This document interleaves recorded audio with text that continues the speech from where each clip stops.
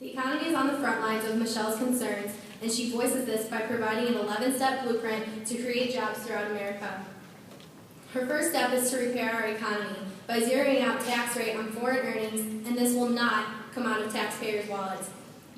It's basically a 9% tax on the individual, a 9% tax on business, and a 9% tax, national sales tax.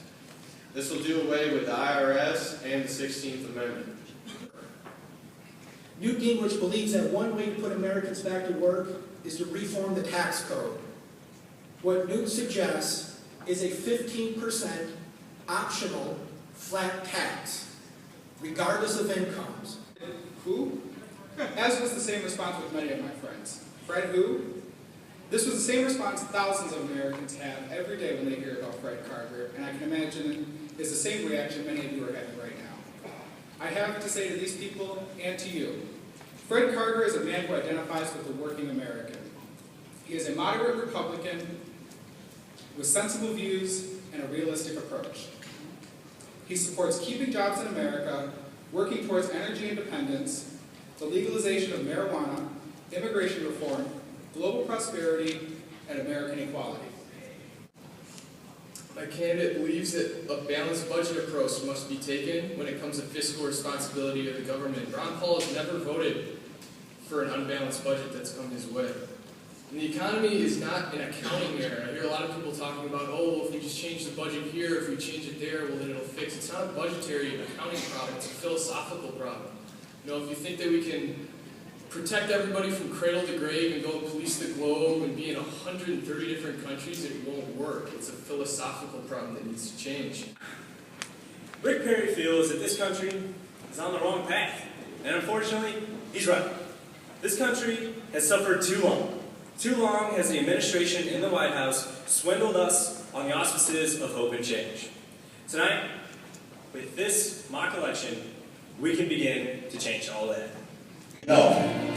Mitt Romney has put out the most comprehensive, most detailed, most aggressive economic plan of any candidate in the race, and it's based on real-world experience doing real jobs in the private sector. And I'm honored and privileged and excited to support him as our next President of the United States.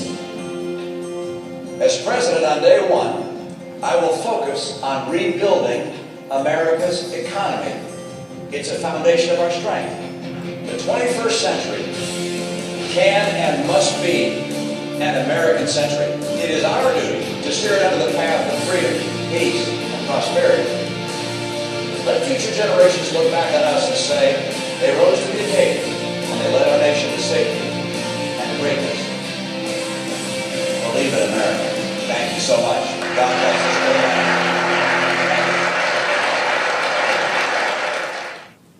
Mitt Romney is unparalleled in his understanding of the economics. That is one of the skill sets he's going to take to the White House.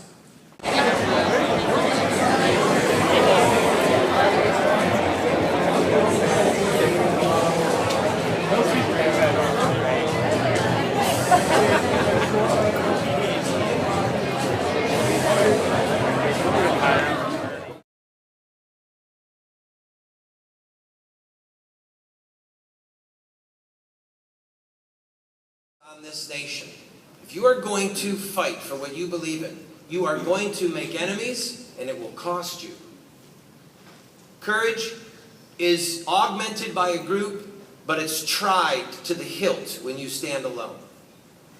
And our country is perishing on the installment plan. Slowly but surely, we are drowning in a sea of debt. You are obligated to a debt that you will never be able to pay, and neither will your children. And that debt went to bail out banks. It went to bail out the auto industry. It went to bail out the insurance industry. And so, before I go any further, any of you who are poli-sci majors or who follow politics know that I am a pro-life activist. I want to restore the protection of law to unborn babies. That's a given. I will never flinch on that. I'll take a bullet for that. You could kill me, and I will not back down. If you follow my life and my public work, you know about my work concerning marriage being between one man and one woman. These are well-documented parts of my public service. We need a president who can inspire Americans across all divides. We do not need one who appeals to our fears and fuels mutual distrust. We need a president who can ask all Americans about their sacrifices necessary to change the course of this country. We do not need one who asks us to go shopping while we send our young soldiers off to make those sacrifices for us. We need a president who understands that the government is not about politicians. However, it is about us, the people. We need a president who understands that the government is not composed solely of politicians, corporations, or lobbyists. It is about we, the people.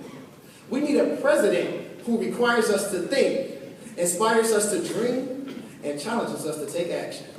We do not need one who asks us to trust blindly, to consume thoughtlessly, and to follow the status quo without question. Do not underestimate the power of hope, of words that inspire. We are at a pivotal crossroads in this country.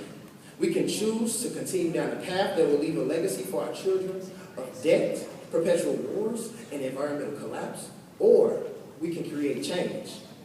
Only one candidate seems to get that it is not about him. It is about us, and more importantly, it is about our attitudes. We are the ones we've been waiting for. We are the change that we wish to see. It truly does begin with us. For these reasons and more, the choice to keep President Obama as President of the United States of America is clear. It's all about the attitude that we keep. Now I ask you, how's your attitude? Yes, we can!